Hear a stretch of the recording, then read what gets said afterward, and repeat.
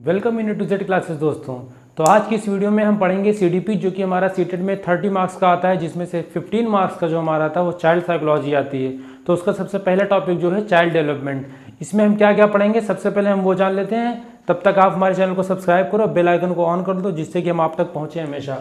चलो फिर स्टार्ट करते हैं। इसमें सबसे पहले हम क्या पढ़ेंगे, हम इसके पढ़ेंगे सबसे पहले कॉन्सेप्ट्स।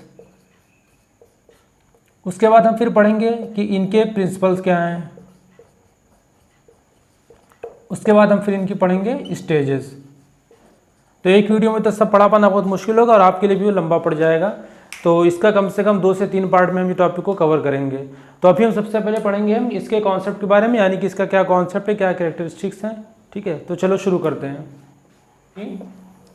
चाइल्ड डेवलपमेंट का मतलब क्या होता है? बच्चे का विकास। ठीक है, अब विकास मतलब क्या होता है? डेवलपमेंट का जो जनरल मीनिंग है वो ये है कि एक अवस्था से किसी दूसरे उससे बेहतर अवस्था में जाने को हम क्या बोलेंगे? डेवलपमेंट ना, कि मतलब वो उसका विकास हुआ है। अब बच्चों में ये क्या होता है, डेवलपमेंट और ग्रोथ में बहुत फ़र्क होता है। आमतौर पे लोग ग्रोथ और डेवलपमेंट मतलब एक ही समझ लेते हैं और इस पे क्वेश्चंस भी आते हैं। लिखते हैं ग्रोथ और ये है हमारा डेवलपमेंट। ठीक है, अब इनको हम वन बाय वन समझेंगे। ग्रोथ हमारा क्या होता है? ये एक क्वांटिटेटिव चेंज है और डेवलपमेंट हमारा क्वालिटेटिव भी है, प्लस इसको हम क्वांटिटेटिव भी कह सकते हैं। ये दोनों है। ठीक है, ग्रोथ जो हमारा ये एक नेचुरल प्रोसेस है, डेवलपमेंट हमारा नेचुरल भी है प्लस सोशल भी है। ग्रोथ हमारा जो है मोर इंस्पायर्ड बाय हेरिडिटी मतलब जीन्स, और ये हेरिडिटी प्लस इन्वायरमेंट। अब स्टेप बाय स्टेप समझते हैं। क्वांटिटेटिव मतलब क्या होता है, कि मतलब किसी भी बच्चे का विकास जो होता है वो क्वांटिटेटिव कब हम कहेंगे उसको, तो उसको हम ग्रोथ कैटेगरी में इसलिए रखते हैं क्योंकि या तो उसकी हाइट बढ़ेगी, ठीक है, जिसे हम मेजर कर सकते हैं, उसका वेट बढ़ेगा, उसे हम मेजर कर सकते हैं। मतलब कोई भी चीज़ हो जिसको हम मेजर कर सकते हो या जिसकी कुछ यूनिट होती हो, उसको हम बोलेंगे कि वो उसका क्वांटिटेटिव चेंज है। तो ग्रोथ वही होता है जो भी हमारा फिजिकल ग्रोथ होगा। ठीक है, डेवलपमेंट क्या होता है? क्वालिटेटिव प्लस क्वांटिटेटिव होता है, कि फिजिकल चेंजेस तो होंगे ही होंगे, प्लस उसका इमोशनल चेंज भी होगा, उसमें कॉग्निटिव चेंज भी होंगे, ठीक है, मेंटल डेवलपमेंट भी होगा ना। तो ये चीज़ हमारा डेवलपमेंट में होता है। नेचुरल प्रोसेस कैसे है, कि ये चीज़ तो नेचुरली है, होनी ही होनी है। ठीक है, ये नहीं कि आपने उसको किसी कमरे में बंद कर दिया या आपने किसी बिल्डिंग में एकदम ऊपर कहीं रख दिया, कहीं भी लोकेशन बदल दो, ये चीज़ तो होनी है। अकेले में कहीं पे बैठा दिया, ठीक है, या सबके साथ रखा, समाज में रखा या बिना समाज के रखा, तो भी उसका क्या होगा? ग्रोथ तो होगा ही होगा।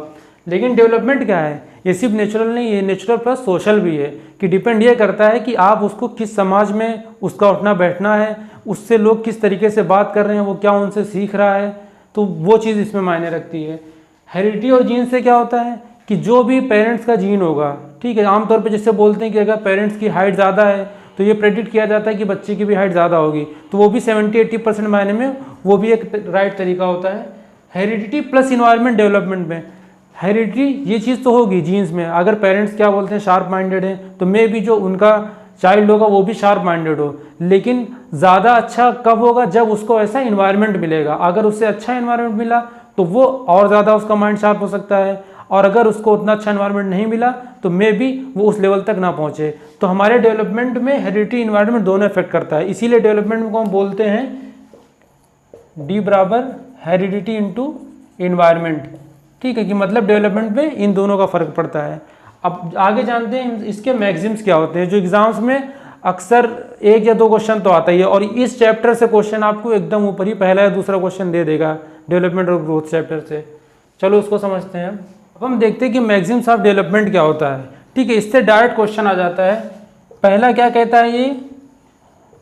Whole two parts. दूसरा कहता है जनरल टू स्पेसिफिक। तीसरा हमारा कहता है ग्रॉस टू फाइन। ठीक है, अब इनका सेंस क्या है इन तीनों वर्ड्स का? इनका मतलब यही होता है कि सपोज करिए कि आपने एक बच्चे को एक बॉटल दिया या कोई बॉल दिया, तो वो उसको अपने हाथों से नहीं पकड़ेगा, वो उसको पूरा ग्रैब करेगा। मतलब वहाँ पे उसकी ग्रॉस मसल्स काम करेंगी। ग्रॉस मसल कौन सी? जो बिग मसल्स होती हैं, ठीक है, जो लार्ज मसल्स होती हैं। फाइन मोटर्स में क्या होता है? जो हमारी स्मॉल मसल्स होती है, जो हमारी फिंगर्स हो गए, ठीक है। तो अभी उसके अंदर इतना ही डेवलपमेंट हो गया है कि वो किसी चीज़ को या किसी बॉटल्स को या किसी बॉल को अपने उंगलियों से पकड़े या सिर्फ अपने पंजों का इस्तेमाल करे, वो अपने पूरे हाथ का इस्तेमाल करेगा। इवन वो अपने पूरे बॉडी का इस्तेमाल करता है, ठीक है। तो ये इसका जो हमारा मीनिंग होगा यही होगा। एग्जाम्स में कैसे पूछ लेगा, कंफ्यूज करेगा आपकी होल टू पार्ट्स होता है या पार्ट्स टू होल होता है, जनरल से स्पेसिफिक जाता है, स्पेसिफिक से जनरल जाता है, ठीक है। अब सबसे पहले तो जनरली चीज़ करेगा ना, वो बाद में स्पेसिफिक चीज़ करेगा ना। कोई भी चीज़ को पहले वो जनरल करेगा, बाद में स्पेसिफिकली वो अपने फाइन मसल्स का यूज़ कर लेगा, ठीक है। इसको आप ऐसे रिलेट कर लीजिए कि उसके पार्ट्स बाद में काम करेंगे, फिर उससे कुछ स्पेसिफिक काम करेगा, और जो भी काम करेगा वो फाइन स्किल से काम करेगा। इसमें हम क्या समझे? होल काम करेगा जो जनरली सब करते हैं और जिसमें बड़ी मसल्स का यूज़ होता है, ठीक है। अब इसके बाद हम समझते हैं इसके आगे जो इसके प्रिंसिपल्स क्या हैं।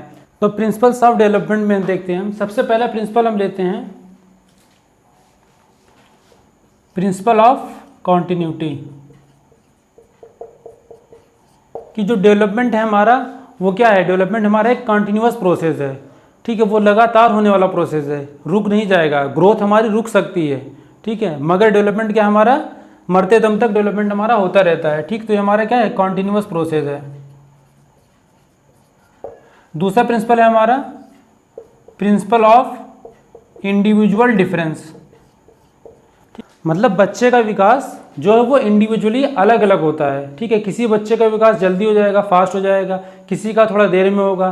तो मतलब रेट इन चेंज, रेट में चेंज होता रहता है कि सबके साथ एक जैसा डेवलपमेंट नहीं होगा। ये चीज़ हमारी हेरिडिटी और सोशल दोनों पर डिपेंड करेगा। मतलब हेरिडिटी और इन्वायरमेंट दोनों पर डिपेंड करता है कि वो किस वातावरण में रह रहा है, उसका जीन्स कैसे हैं, ठीक है। सपोज करो किसी बच्चों को आप बहुत अच्छा स्ट्रांग हो, खूब अच्छी मेंटल पावर हो, उसको आप क्या बोलते हैं कहीं गलत रास्ते पे लगा दो, तो क्या करेगा? वो अच्छे काम करेगा, वो समाज के लिए कुछ अच्छा करेगा नहीं ना। आप उसको मान लो क्रिमिनल का सिखा दो, सबको मारेगा, फोड़ेगा, उड़ाएगा, कितना भी दिमागदार हो, मगर क्या होगा? उसका एक अच्छा डेवलपमेंट नहीं हो पाएगा।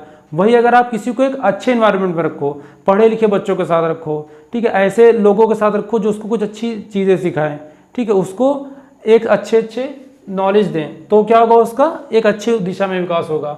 तीसरा जो हमारा होता है, हम ले लेते हैं यहाँ पे सीक्वेंस में, कि सीक्वेंस के फॉर्म में अगर देखें तो हमारा दो तरीके से डेवलपमेंट होता है।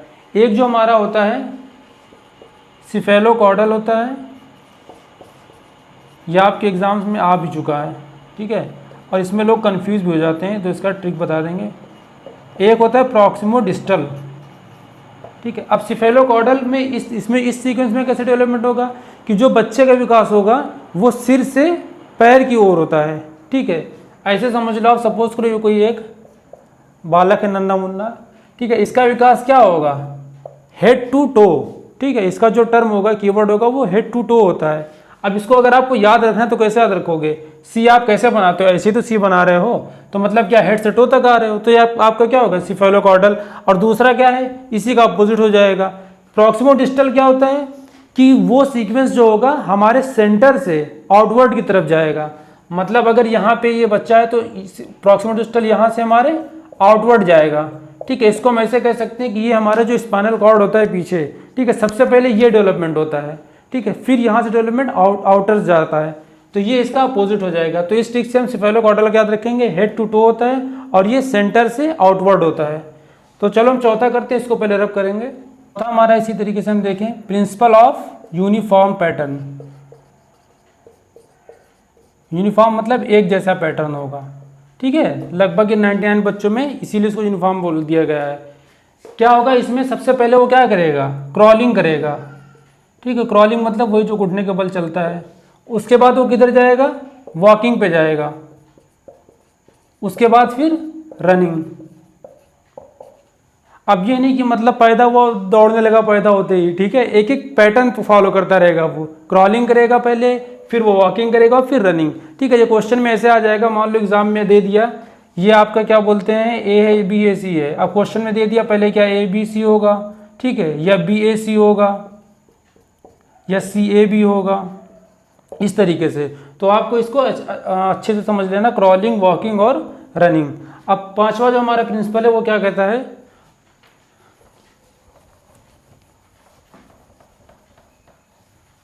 अब ये दो थोड़ा रिलेटेड वर्ड है तो इसलिए इनको अच्छे से समझ लेना। प्रिंसिपल ऑफ इंटीग्रेशन, इंटीग्रेशन मतलब क्या होता है, मैथ में है ये भी, ठीक है, पीछा कहीं नहीं छोड़ती मैथ। इंटीग्रेशन मतलब होता है छोटी छोटी चीज़ों को जोड़कर बड़ा बनाना, ठीक है, मतलब उसका जो फिजिकल डेवलपमेंट होगा, ठीक है, प्लस कॉग्निटिव डेवलपमेंट भी होगा और प्लस उसका सोशल डेवलपमेंट भी होगा, ठीक है, ये सब क्या होंगे, एक साथ होंगे, इसमें इंटीग्रेशन है, ठीक है, इसलिए इसको इंटीग्रेशन बोला गया है। एक होता है हमारा प्रिंसिपल ऑफ इंटर रिलेशन, मतलब इन्हीं तीनों चीज़ों को क्या है वो रिलेट कर देगा, कि जो हमारा फिजिकल डेवलपमेंट है वो रिलेटेड किसके है, कॉग्निटिव डेवलपमेंट के, जो किसके रिलेटेड है, हमारा सोशल। अब ये नहीं कि मतलब उसका फिजिकल डेवलपमेंट नहीं है तो फिर उसका दिमाग भी बहुत तेज होगा, और जब दिमाग नहीं हो तो क्या समाज के सामने बैठेगा, फिर अकेले कमरे में बैठा रहेगा। तो इंटर रिलेशन अगर ये चीज़ हमारी वरी करेगी तो इसके इफेक्ट में ये भी वरी करेगा, ये वरी करेगा तो इसके इफेक्ट में ये भी वरी करेगा, ठीक है। सातवां जो हमारे प्रिंसिपल है हमारा क्या होगा, प्रिंसिपल ऑफ स्पाइरल डेवलपमेंट, ठीक है। स्पाइरल और लीनियर दो वर्ड्स होते हैं। लीनियर मतलब क्या होगा, कोई भी चीज़ जो हमारी एक लाइन से हो रही हो, ठीक है। स्पाइरल मतलब होता है इस तरीके से, जो आपने बहुत फाइल बनाई होगी ना बीएड में, तो स्पाइरल बाइंडिंग बहुत कराई होगी, तो वही होता है स्पाइरल, मतलब जो हमारा डेवलपमेंट होता है वो इस फॉर्म में होगा कि एक स्टेज पे क्या होगा कि खूब अच्छे से डेवलपमेंट होता रहेगा, फिर वो रुक जाएगी, फिर डेवलपमेंट स्टार्ट होगा, फिर स्टॉप हो जाएगी, फिर डेवलपमेंट स्टार्ट होगा, फिर स्टॉप हो जाएगी, ठीक है। तो मतलब यहाँ पे कुछ पॉइंट्स पे डेवलपमेंट हमारा स्टॉप हो जाता है, फिर ग्रोथ होने लगेगा, तो मतलब वो स्पाइरल फॉर्म में डेवलपमेंट होगा, ठीक है। तो ये इसके कुछ 7 प्रिंसिपल थे, 2-3 प्रिंसिपल्स और भी हैं, मगर जो मेन हमारे इंपॉर्टेंट जहाँ से क्वेश्चन बनते हैं तो हम उतना ही पढ़ेंगे। फालतू में वीडियो को लंबा करना और आपको ये सिलेबस लंबा करना ये काम नहीं है मेरा, ठीक है। जितना एग्जाम्स में आएगा जिस हिसाब से, उससे बस थोड़ा ही सा ज़्यादा पढ़ाएंगे, ठीक, ताकि आप अच्छे से क्लियर कर सको एग्जाम को। इसके लिए हम इतना ही रखते हैं। उम्मीद करते हैं कि आपको वीडियो पसंद आई होगी, तो प्लीज़ इसको लाइक करें, शेयर करें और हमारे इस चैनल को सब्सक्राइब करें, जिससे कि हमारा भी थोड़ा विकास हो ना। और आगे नेक्स्ट वीडियो में हम पढ़ेंगे इसकी स्टेजेस और उसके बाद हम करेंगे इसके इंपॉर्टेंट क्वेश्चंस जो एग्जाम में आ चुके हैं और जो क्वेश्चंस आ सकते हैं, ठीक है। पेपर 1 पेपर 2 दोनों में देखो यार, टॉपिक और कंटेंट, ठीक है, सब सेम है, चाहे पेपर 1 हो चाहे पेपर 2 हो, बस थोड़ा बहुत 1-2 क्वेश्चंस का लेवल हार्ड हो जाता है। तो इसके लिए अलग अलग वीडियो देखना या अलग अलग तैयारी करना बेवकूफ़ी होगी। आप एक ही जगह से पढ़ो, कहीं से भी पढ़ो, बस एक प्रॉपर सिस्टमेटिक सिलेबस देख के उस हिसाब से पढ़ाई करो पेपर को, और प्रीवियस ईयर क्वेश्चन लगा लो, ठीक है, वही सबसे अच्छी स्ट्रेटजी होती है। तो चलो अब नेक्स्ट वीडियो में हम मिलते हैं, तब तक के लिए गुड बाय।